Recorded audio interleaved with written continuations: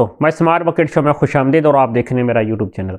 दोस्तों, हाल ही में आप लोगों ने देखा कि सिंध के अंदर बलदियाती इंतखाबात हुए और बलदियाती इंतखाबात मुनक्किद होने के बाद कैसे तमाम जमातों ने, चाहे वो जीतने वाली जमात थी या हारने वाली जमात थी, मैं किसी मखसूस जमात की बात नहीं कर रहा, सब जमातों ने धांधली का शोर मचाया।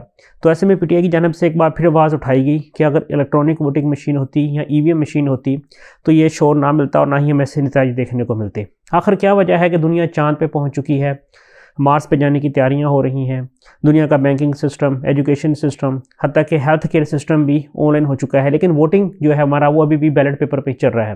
तो आखिर ऐसा क्यों हो रहा है? क्यों दुनिया के बड़े बड़े ममालिक इसको रिजेक्ट कर रहे हैं और पाकिस्तान और भारत, एशिया में इसको ख़ास तौर पर क्यों इतना ज़्यादा नापसंद किया जाता है? तो इसी चीज़ का खुलासा करेंगे आज की इस मुख्तसर सी और अहम वीडियो में।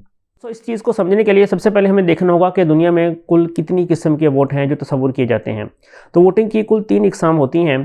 पहली किस्म की तो वोटिंग वो होती है जो कि नॉर्मल बैलेट पेपर पे की जाती है, जिसमें एक कागज़ होता है, उस कागज़ के ऊपर तमाम सियासी जमातों के निशानात होते हैं और जिस जमात को हमने वोट करना है उसको हम ठप्पा लगाएंगे और उसको हम बैलेट पेपर में डाल देंगे।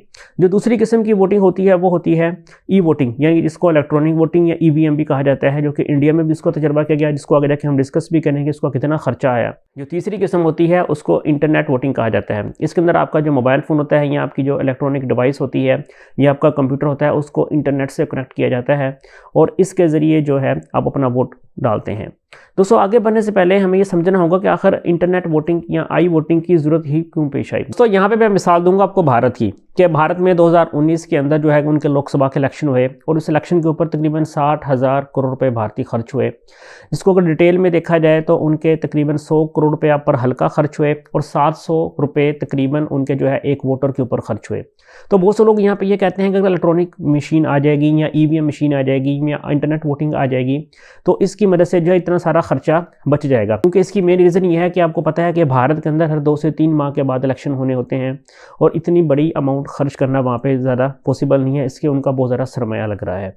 तो दोस्तों, यहाँ पे आखिर वो कौन सी ऐसी मेन वजूहात हैं या रीज़न्स हैं जो कि इलेक्ट्रॉनिक वोटिंग के नफाज को रोकती हैं, जो इस बात को रजिस्ट करती हैं कि ईवीएम मशीन या इंटरनेट वोटिंग नहीं होनी चाहिए? निकल कर सामने आती है वो होती है एनाटॉमी और दूसरी रीज़न होती है वो ट्रस्ट। एनाटॉमी से मुराद ये है कि आपकी जो वोट है उसकी सिक्रेसी होनी चाहिए, यानी कि आप किसको वोट डाल रहे हैं वो मालूम नहीं होना चाहिए, कि आपकी जो वोट की राजदारी है वो बरकरार नहीं रहेगी। जैसे कि मैंने आपको पहले बताया, मिसाल के तौर पे अगर आप किसी ऑफिस में काम करते हैं और आपका बॉस कोई म्यूनसिपल का इलेक्शन लड़ रहा है, जैसे कभी सिंध में बलदियाती इंतखाबात हुए, तो वो आपके पास खड़ा होकर आपको कह सकता है कि भाई मुझे ही ज़बरदस्ती वोट डालो।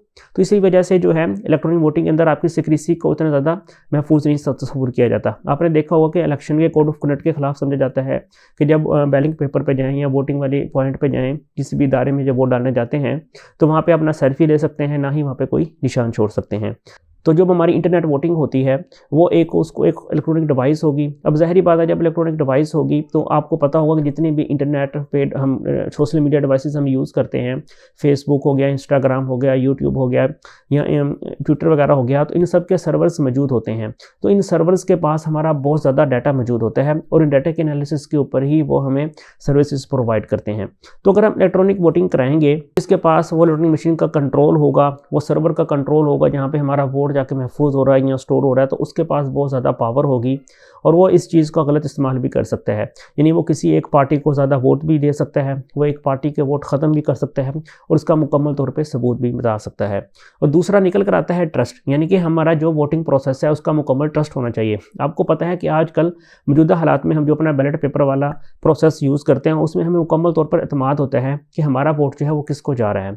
अगर हम किसी को वोट डालते हैं, वो बेशक वो पार्टी जीत जाए या वो पार्टी ना जीते या जीतने के बाद वो अगले 10 साल बाद भी वो पार्टी आ जाए, लेकिन हमने अपना इस टाइम पे जो वोट डाला होगा उसकी राजदारी मुकम्मल बरकरार रहेगी। या इस बात का हमें पता नहीं चलेगा उस पार्टी को कि हमने वोट किसको डाला है।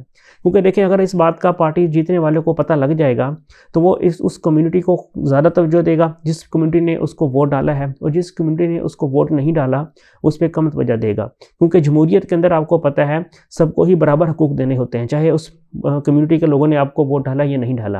लेकिन इलेक्ट्रॉनिक वोटिंग के ज़रिए आप मुकम्मल तौर पे एग्जैक्ट डाटा निकलवा सकते हैं कि आपको किन किन लोगों ने वोट डाला है। तो आप ज़रा इमेजिन करके देखिए, अगर सियासतदानों को या जमहूरी पार्टी को पता लग जाए कि किस हल्के के लोगों ने या किसी शहर या किस डिस्ट्रिक्ट के लोगों ने जो है उन्हें पार्टी उसके शहर ने लोगों ने वोट डाला है और उन लोगों ने वोट नहीं डाला, तो उनके साथ क्या सलूक करेंगे। दोस्तों यहाँ पे बहुत से लोग इस बात का भी अज्यूम करते हैं कि दुनिया भर के तमाम ममालिक में है, कुछ ममालिक के अंदर तकरीबन जो है इलेक्ट्रॉनिक वोटिंग का तजर्बा किया गया और वो उसको नाकाम किया गया। अगर हम देखें डेनमार्क से 2011 और 2013 के अंदर इलेक्ट्रॉनिक वोटिंग का तजर्बा किया गया, लेकिन कुछ सिक्योरिटी वजूहात की बिना पर उसको रिजेक्ट कर दिया गया। इसके अलावा कनाडा, फ्रांस, ऑस्ट्रेलिया और अमेरिका वगैरह ने भी ट्राई की इलेक्ट्रॉनिक वोटिंग की, लेकिन वहाँ पे भी ये तजर्बा नाकाम रहा।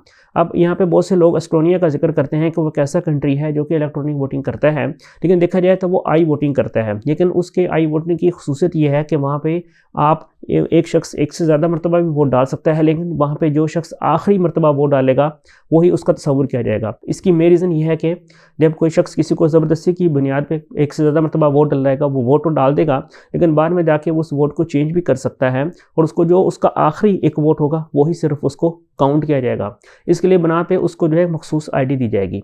अगर हम पाकिस्तान की बात करें तो पाकिस्तान के इतने बड़े दूर दराज इलाकों में तो अभी तक 3G और 4G नेट ही से इतना नहीं चलता, तो इंटरनेट की जो डिवाइस है, वो मशीन है, वो कैसे चलेगी। इतने बड़े इलाकों के अंदर जो है आपको इलेक्ट्रॉनिक डिवाइसेस देनी पड़ेंगी। मिसाल मान लेते हैं कि आपने पूरे पाकिस्तान के अंदर वो इलेक्ट्रॉनिक डिवाइसेस भी तकसीम कर दी, तो उनकी मेन मसला उनकी सिक्योरिटी का आता है कि आखिर उनकी सिक्योरिटी कैसे करेंगे। कोई मशीनों को हैक तो नहीं कर सकता, क्योंकि आजकल इंटरनेट के दौर में आपको पता है दुनिया भर में हर साल मोबाइल फ़ोन्स के ऊपर, कंप्यूटर के ऊपर तकरीबन लाखों के हिसाब से जो है मालवेयर अटैक किए जाते हैं या वायरसेस भेजे जाते हैं।